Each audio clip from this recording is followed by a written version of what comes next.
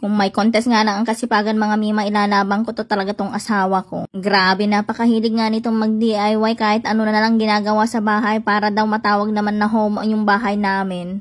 Instead nga daw na magbayad na ng iba sa paglalabor, siya na lang ang gagawa. Kaya naman, todo effort tong aking asawa. Lagi ko ang tinatanong sa sarili ko kung deserve ko ba tong asawang to.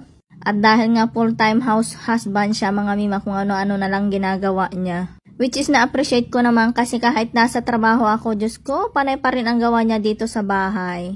Lagi ko nga sinasabi sana ko na napakaswerte namin at napaka-bless namin na may daddy kaming ganito. Magastos nga lang sa mga gamit mga mima, pero okay na rin at least, 'di ba?